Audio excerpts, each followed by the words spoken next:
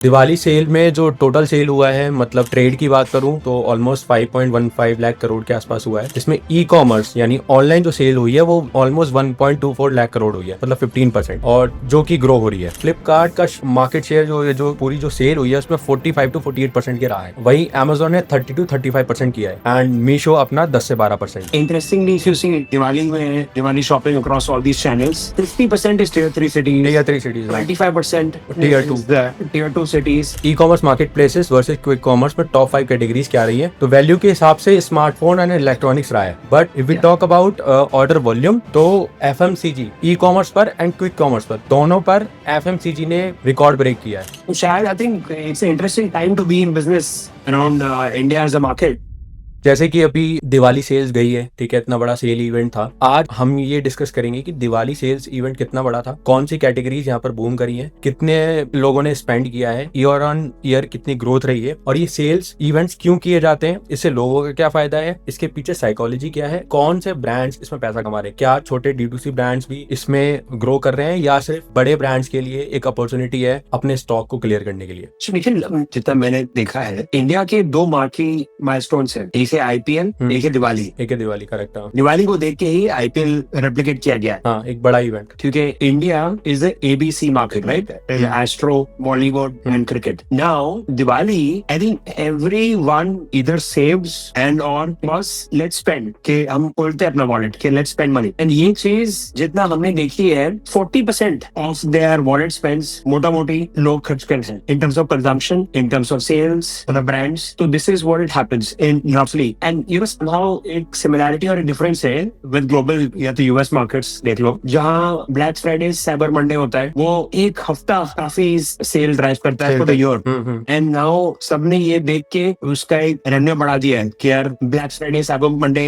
Month है, so it's basically they build runway के runway to black Friday. Brands are now replicating this. जैसे China में singles day होता है, India में तो फेस्टिवल्स भर भर नहीं होते, right? Which is actually great for consumption. मेरे हिसाब से तो I think it's an interesting insight के ऑनलाइन और offline both are growing year on year. And जैसे हम देखिए लास्ट 12 महीने ग्लोबली थोड़ा अनसर्टेन रहा है, lot of things happening in global geopolitics, but India ने, चाहे वो शेयर मार्केट हो, चाहे वो शॉपिंग हो, चाहे वो ब्रांड्स हो, आई थिंक इंडिया वो actually growth story unaffected bye global चल रही जा रही है। हाँ, स्पेंड कर रहे हैं लोग। Exactly. Would be interesting to learn actually from you on how the online and offline play is happening and how there is more on various D2C channels and how other brands are using it. तो मैं आपको ना एक interesting insights अभी मैं दिखाता हूँ कुछ तो जो मैंने नोटिस की। दिवाली सेल में जो टोटल सेल हुआ है, मतलब ट्रेड की बात करूं तो ऑलमोस्ट 5.15 लाख करोड़ के आसपास हुआ है। जिसमें ई कॉमर्स यानी ऑनलाइन जो सेल हुई है वो ऑलमोस्ट 1.24 लाख करोड़ हुई है, मतलब 15%, और जो कि ग्रो हो रही है। अगर मैं आपको बताऊं कि मार्केट प्राइस वाइज कितना सेल हुआ है जीएमवी बेस पे, तो फ्लिपकार्ट, जहां पर ये अमेजोन लीड करना चाहिए था, फ्लिपकार्ट का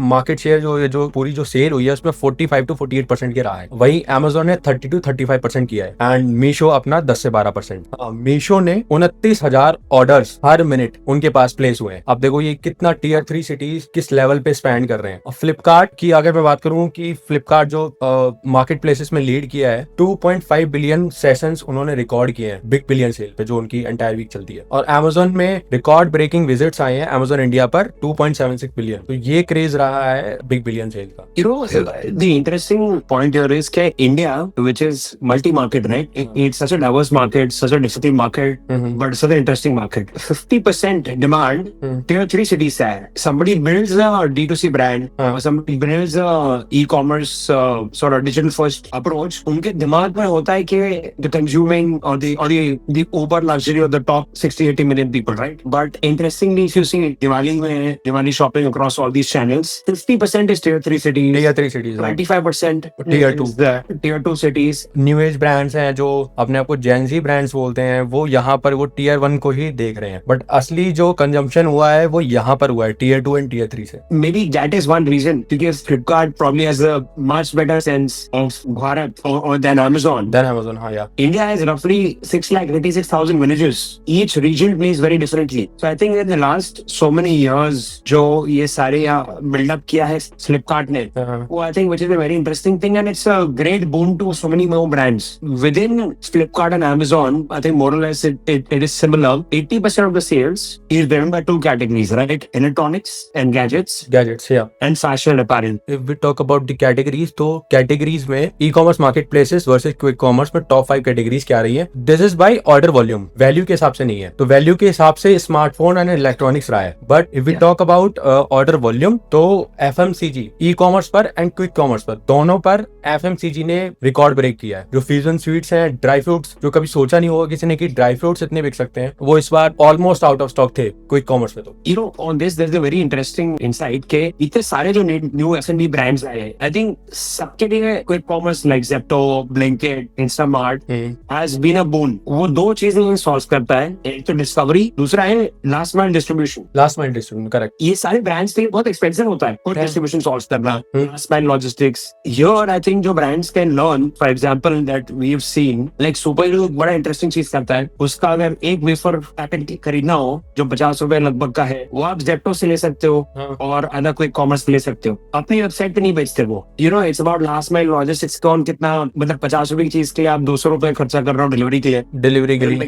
यूनिट इकोनॉमिक्स नहीं. बिल्कुल. And this gives a good indication. Brands are now thinking unit economics के बॉस अपने वेबसाइट पे वर्ल्ड पैकेज बेचो, वैरायटी ऑफ 10, वैरायटी ऑफ 20, और ट्राई करने के लोगों एक पैकेज चाहिए क्विक कॉमर्स पे करो. हाँ, किसी को तुरंत ट्राई करना है कि हाँ मेरे को अभी मैंने ये ब्रांड सुना, लोगों के मुंह से सुना, या मैंने पहले कभी खाया है और अभी मेरे को इंटेलिजेंस चाहिए या अभी मुझे कुछ खाना है, तो फिर देन तो क्विक कॉमर्स ही है. उसके बाद 10-5 रुपए इधर उधर भी होना तो वो इतना यूजर सोचता नहीं है.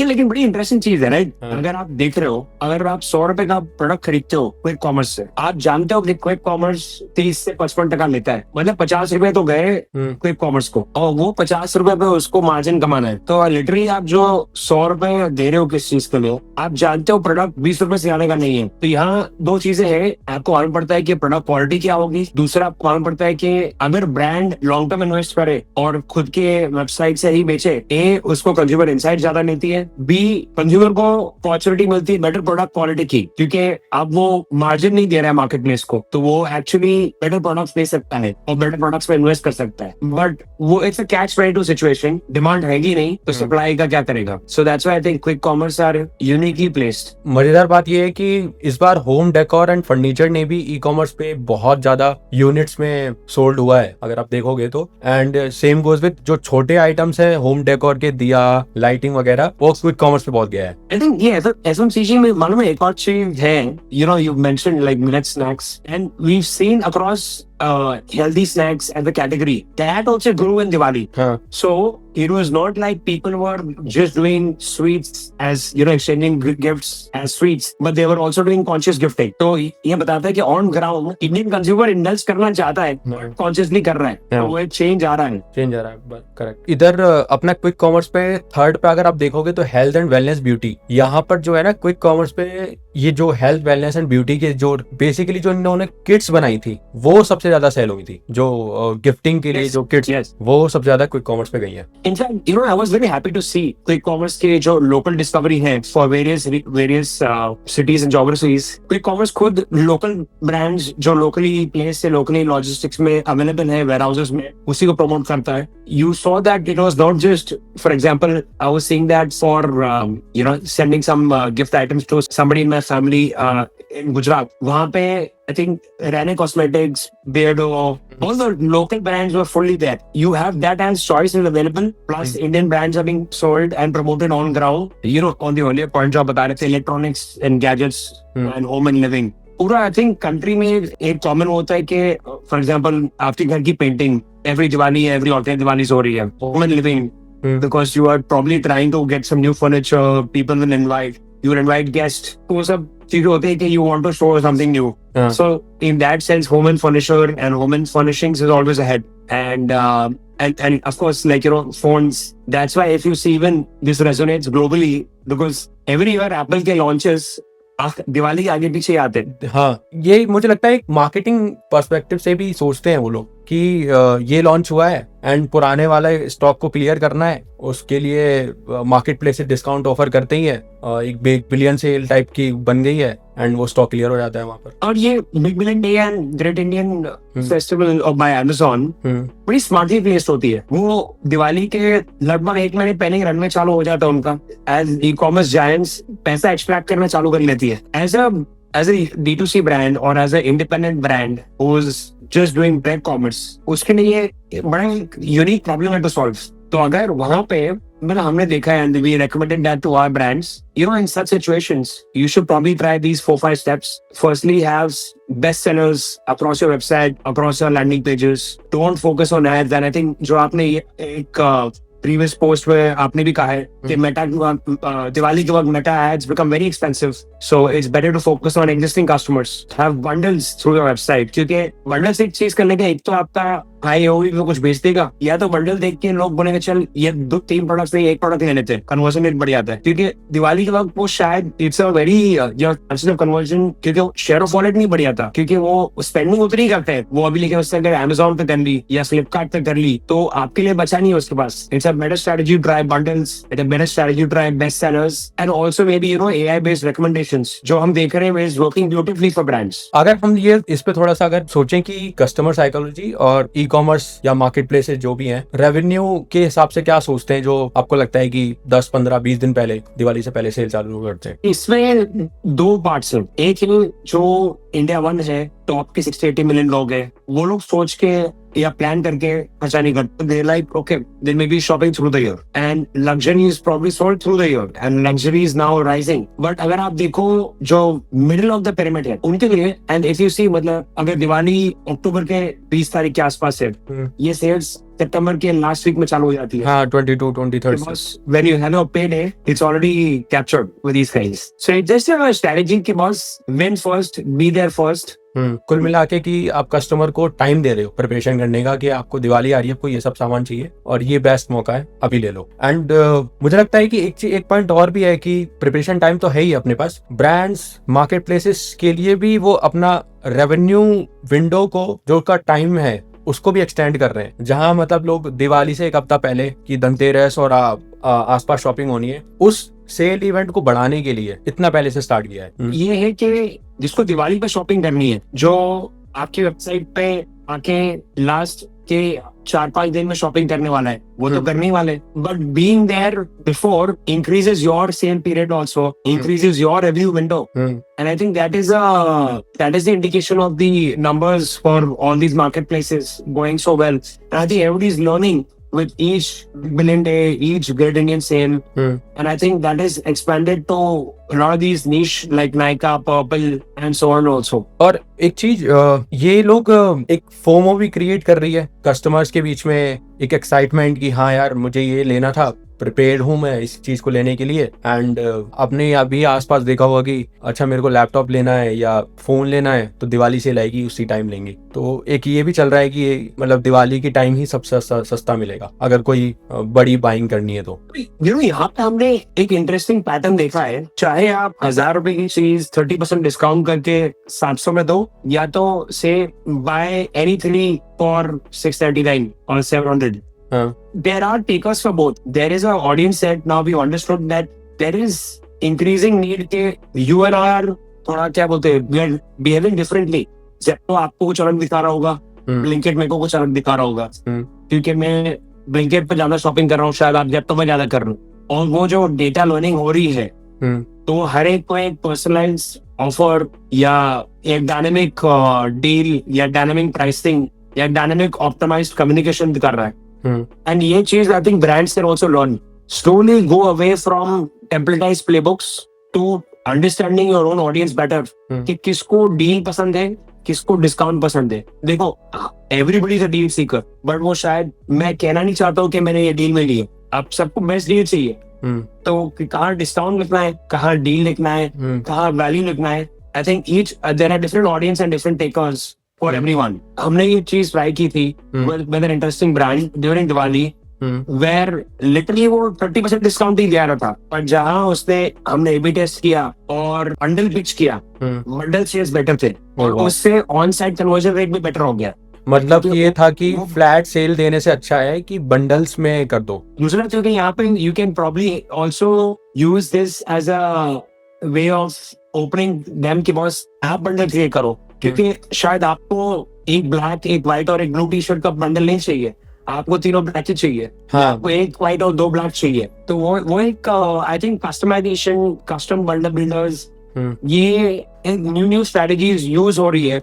नए brands are open to trying this, and I think जो नहीं कर रहे हैं उनको एक्सप्लोर करना चाहिए। इस बार गोल्ड एंड सिल्वर मतलब ऑल टाइम हाई रहता है, लेकिन इस बार क्विक कॉमर्स से काफी गोल्ड और सिल्वर गया है। मगर गोल्ड सिल्वर का मैं अगर आपको बताऊं ना, धनतेरस पर almost 46 of ton gold coins sold हुई हैं और 214 टन के आसपास सिल्वर। और इतना सोना चांदी ये जो गया है, क्विक कॉमर्स ने बहुत ज्यादा हाइक देखा है इन कॉइन्स के लिए। बिग बास्केट 500% मतलब ऑलमोस्ट 5x का उनको हाइक देखने को मिला था दिवाली सेल में। एक बड़ी इंटरेस्टिंग इंसाइट इस दिवाली में हमने देखी।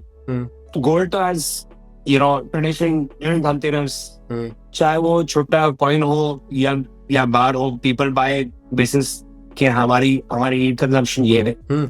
बट इन टीयर 2 और टीयर 3 सिटीज में ना, कि अगर गोल्ड नहीं है तो यार सिल्वर की कॉइन तो लेनी है। तो सिल्वर का कॉइन का है कि यार धनतेरस पे उसमें लक्ष्मी गणेश होते हैं, तो वो चाहिए अपने को। दिवाली का पीरियड में हमने एक बड़ी इंटरेस्टिंग इंसाइट देखी कि ठीक है, इलेक्ट्रॉनिक्स फोन्स तो बिक रहे हैं, एक्स्ट्रा बिकते हैं वो टाइम पे। You see an upswing in home and furnish home and living segment. You do see a push in food.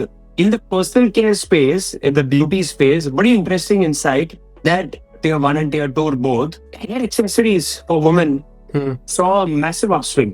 So इसमें एक चीज मालूम पड़ रहा है कि the senior audiences, they're looking to try more, they're looking to explore different styles, and they're open to trying hair accessories. Beauty as a segment is very interesting to watch, and how जैसे festive period where people are hosting gatherings or people are going for social gatherings is playing a role on this, because they want to look good, they want to spend more, and they are okay to trying different different styles, different cultures. अभी मैं कहीं तो पढ़ रहा था, एक brand है ZUK करके, दे सेल हैंडबैग्स वुमेन के लिए।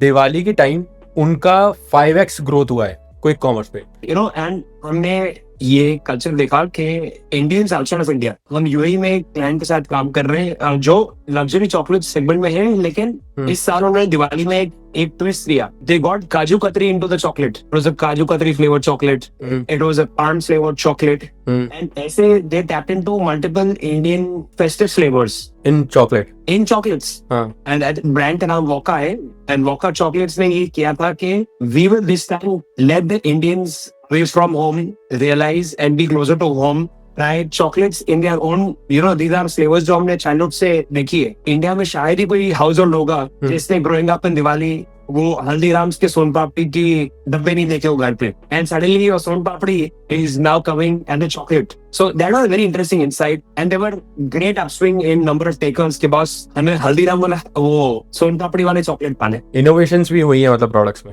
Exactly. I think because Diwali is a great period for brands. I think making you and me as consumers, we always try new things. Right? You're trying new T-shirts, new fashion brands, new personal care brands. Our general consumer is always trying so many things. Correct. Most brands have एक problem के boss, customer loyal नहीं है मेरा। Customer loyal don't see that customers not loyal. Customer ने बहुत सारी चीजें try की तभी तो वो आपके पास आज आया है। You should be doing more experiments then your customers. तो आज जैसे मैं देखूं, most people who are in the consumer business, आपको सोचना चाहिए कि आप एक्चुअली लैब्स चला रहे हो, आप एक लेबोरेटरी चला रहे हो जहाँ डेली आपके पास इतना डेटा आ रहा है, इतने कंज्यूमर्स आ रहे हैं, इतना कंजम्पशन आ रहा है, और क्या कर सकते हो आप? How differently can you talk to them? How differently you can, like हम सबने वो नोटिफिकेशंस देखे जोमेटो पे, जहाँ सडनली एक नोटिफिकेशन आ जाता है, पकौड़े हो जाए, बारिश से समोसे हो जाए, touching about moments and how you can make the most of it also at the brand. और अभी एक क्वेश्चन ये था कि आपको क्या लगता है, मतलब कि जो ये दिवाली सेल पे लोग सब परचेज कर रहे हैं, तो उसके पीछे का रीजन क्या हो सकता है? मतलब कि प्राइस है, ऑफ कोर्स प्राइस तो है ही, और क्या हो सकता है? मतलब जो प्रोडक्ट्स इतने सारी कैटेगरीज जो बिकी हैं दिवाली में, कई चीज तो ऐसी भी गई है जो अवेलेबिलिटी के हिसाब से चली गई है। मतलब क्विक कॉमर्स की बात करूं तो मैं, कि भाई कुछ ब्रांड हम लेने चाह रहे थे, ठीक है, मैं किसी और ब्रांड का ट्रिमर लेना चाह रहा था या पर्सनल केयर किट किसी और की लेना चाह रहा था, बट वो थी ही नहीं, आउट ऑफ स्टॉक थी, तो मैंने ये ले लिया या ये गिफ्ट कर दिया। आपको क्या लगता है कि कि मतलब क्या सोचा होगा लोगों ने? आई थिंक यहाँ 3-4 फैक्टर्स है. आई थिंक प्राइस, डील या डिस्काउंट्स के अलावा ट्रस्ट एंड क्रेडिबिलिटी बहुत मैटर करता है. हर ब्रांड को वो पोजीशन करना चाहिए और हर कंज्यूमर वो ढूंढ रहा है. एंड ट्रस्ट और क्रेडिबिलिटी के अलावा आई थिंक कन्वीनियंस. इवन जैसे क्विक कॉमर्स तो है ही, उनका बिजनेस ही कन्वीनियंस के ऊपर है. हाँ, even you as a brand, जो अगर आप नया ब्रांड स्टार्ट कर रहे हो, there are interesting ways where you can do collaborations. Like I think there is a company called Zippy, जो actually they try to do quick commerce for different brands. Right? If you're a fashion brand, if you're a shoe brand, you can work with them and make your experience also like quick commerce without having to go and share आपका margins बच जाएगा उसमें. आपको क्या लगता है कि small D2C brands और बिग प्लेयर्स किसने बढ़िया किया है इस बार? I think share of wallet के हिसाब से देखा जाए तो अनफॉर्चुनेट ट्रुथ तो यही रहेगा कि ई कॉमर्स ब्रांड्स Amazon और फ्लिपकार्ट ही मेजॉरिटी लेके जाते हैं. If you go deeper into even quick commerce, it is very expensive, right? मतलब क्विक कॉमर्स ने for you and me as consumers काफी चीजें सॉल्व कर ली है, but for brands when you talk to them आप जानते हो कि बहुत एक्सपेंसिव है. तो that is yet to be figured and solved for the long run. क्योंकि brands, you know, for example, आप जब तक एक consideration phase में नहीं आ जाते brand for a consumer, like आप शू खरीदने जा रहे हो, आप नाइकी सोच रहे हो, आप एक कोई नया ब्रांड जैसे प्लैनेट पादोक्स नहीं सोच रहे हो. बहुत ही कम लोग जानते हैं जैसे शू ब्रांड कौन, वाका बुकी, लेकिन उसको वो खर्चा करना पड़ेगा, उसको मार्केट प्लेस पे आना पड़ेगा और उसको वो मार्जिन देना पड़ेगा. हाँ. और उसका price you and me as consumers will pay. और क्वालिटी भी जो मिलने वाली हमको we have to kind of accept it because we've chosen convenience. Yes. So convenience is actually इसका cost हम भर रहे हैं as consumers, but not everybody is realizing it. तो I think for D2C brands या जो छोटे brands है या growing brands है, उनका अभी एक opportunity है दिवाली के बाद, क्योंकि अभी they can go and pitch themselves back. Placement and advertising cost is now sort of realized and they can go and be uniquely communicating. Like जैसे you know हमने literally इतने सालों से देखा है हर कुछ नया, जैसे you know Indian women's team won the cricket world cup, something else happens, Amul के relative campaigns आ जाते हैं मोमेंट मार्केटिंग में, वो सिर्फ मोमेंट मार्केटिंग करते हैं. वो चीज आज न्यू एज तरीके से even new age brands can do. और आई थिंक अगर ब्रांड्स अपने ब्रांड के बारे में ज्यादा ना सोचे और कंज्यूमर्स के बारे में ज्यादा सोचे, probably they can do much better and much more. क्योंकि Amazon, Flipkart, even quick commerce companies like Zepto, they are customer obsessed. Customer experience ही उनके लिए सब कुछ है. हमें ये सारे एप्स पे शॉपिंग क्यों करते हैं? Because it is seamless. आप भी आपका shopping experience, customer experience, like as you ask, all these big companies, they are constantly getting better. Even these D2C brands can learn that from them. Use season periods to try different things. और अब तो wedding season भी आ रहा है. और wedding season भी आ रहा है. हाँ, राइट. So अभी लेंसकार्ट का IPO आया तो मुझे सडनली वो याद आ गया. एक ब्रांड है एनरिको आईवेयर अहमदाबाद में, तो उसने मुझे बड़ी इंटरेस्टिंग इंसाइट शेयर की थी. ये यूज मार्केट प्लेसेस आपके उस प्रोडक्ट के लिए जो आप जानते हो आप मार्जिन दे सकते हो, लेकिन जहाँ आपको मार्जिन कमाना है वो आप अपने वेबसाइट पे बेचो. एक यूनिक स्ट्रेटेजी प्लेस करो जहाँ मार्केट प्लेस पे आप एक तरीके से इंसाइट्स भी ला रहे हो, क्योंकि आपके कॉम्पिटिटर आपको वहां पे खेल रहा होगा प्राइस पे. तो market place competition price strategy वहां समझो and implement that learnings on your own store. ये वाला फैशन ब्रांड्स बहुत सारे करते हैं, मतलब चाहे स्नीकर्स में हो, चाहे अपना वैसे हो क्या टी शर्ट्स में हो या बाकी क्लोथिंग में हो. इवन स्निच भी ऐसे ही करता है कि मतलब स्टार्टिंग के अगर टाइम देखे तो उन्होंने भी जिसमें मार्जिन ज्यादा थे उसको तो मिंत्रा पे रखा है ना, और जिसपे उनको लग रहा था कि नहीं ये क्वालिटी अच्छी है तो ये हम अपनी उससे वेबसाइट से दे सकते हैं, तो वो मार्केट मिंत्रा पर या किसी अदर मार्केट प्लेस पे रखा ही नहीं. और इवन अभी भी काफी ऐसे ब्रांड्स हैं जो यही सेम स्ट्रेटजी फॉलो करते हैं. 3-4 बार अगर कस्टमर आपके पास आ गया वो समझ ही आए आपका टॉप कलेक्शन, आपका लेटेस्ट कलेक्शन ब्रांड की वेबसाइट पे ही मिलने वाला है. हाँ. और जो दूसरी चीजें होती है वो आप शायद आपको मार्केट प्लेस में मिल जाती है. तो ये आई थिंक जो इन्वॉल्व कस्टमर है वो समझ गया है. अभी अगर दिवाली के बाद अगर अब जो वेडिंग सीजन आ रहा है इसमें ब्रांड्स क्या कर सकते हैं, आपको क्या लगता है? आई थिंक शॉपिंग का अभी ये पीरियड जो है ये फेब तक चलेगा. हाँ, ये फेब तक है. Right. There might be a small leading period in the last week following Christmas, but then this continues till Feb. You can continue as a brand to maybe launch new categories, expand categories, or definitely I think as a brand start investing in content. Like ये beautifully हम सीख रहे हैं new age brand Bombay Shaving Company, Shantanu Deshpande, purely based on content. Content, हाँ I think उनका company में एक written rule है कि वो लोग पेड मीडिया पे इन्वेस्ट नहीं करते. बहुत डिफिकल्ट है वैसे ग्रो करना organically, right? Besides here and there a few campaigns they might do, but उन्होंने मास्टर किया है कि एक conversations and content है और दूसरा है customer journey.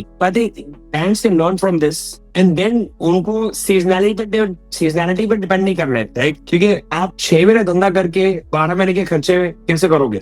So as a category, as depending on what all you have, like if you are selling protein bars, now you've expanded to say protein as a supplements, then you can go into say protein cookies. So धीरे-धीरे can play on category expansion and food and beverage तो काफी important है यार. ये सारे जो acquisition हम देख रहे हैं, चाहे Unilever हो, Marico हो, अभी डाबर ने भी कह लिया है कि उन्होंने 500 करोड़ लॉन्च किया है. तो फूड एंड बेवरेज के लिए तो ये जो आप और मैं हमारे किचन में हमारे डाइनिंग टेबल पे जो 20 साल पहले होता था और जो आज है और जो 5 साल बाद है, बहुत रैपिडली चेंज होगा. तो Unilever या फ्यूचर की P&G बहुत ही अलग दिखने वाली है. शायद ये रहे ना रहे, शायद इन्होंने ये लोग भी कुछ एक नया हाउस ब्रांड्स बनावे, कुछ ओनली टाइम विल टेल. हाँ, ये तो होने वाला है क्योंकि अल्टीमेटली, और मुझे भी लग रहा है कि आजकल जो ब्रांड्स भी जैसे वो हो गया है कि 100 करोड़ क्रॉस करते हैं सेल्स, तो वो कहीं ना कहीं वो भी अपने आप को सोचते हैं कि कोई ना कोई, अगर फाउंडर के अंदर उतना वो नहीं है, फायर नहीं है, तो वो भी ये सोचते हैं कि चलो एक्वायर हो जाए हम किसी से और कुछ अलग देखते हैं, हम इन्वेस्टमेंट वगैरह करते हैं कहीं.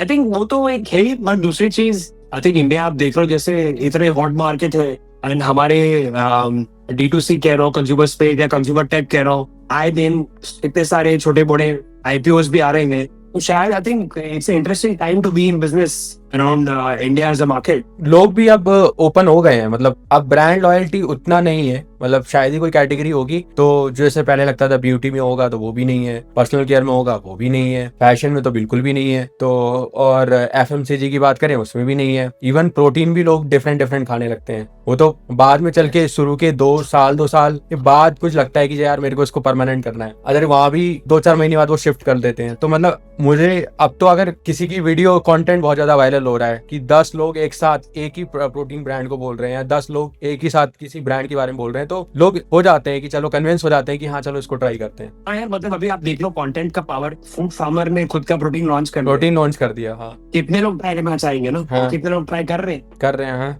यही तो सबसे बड़ी प्रॉब्लम है. सबको लगता है कि नया कस्टमर लाना डिफिकल्ट.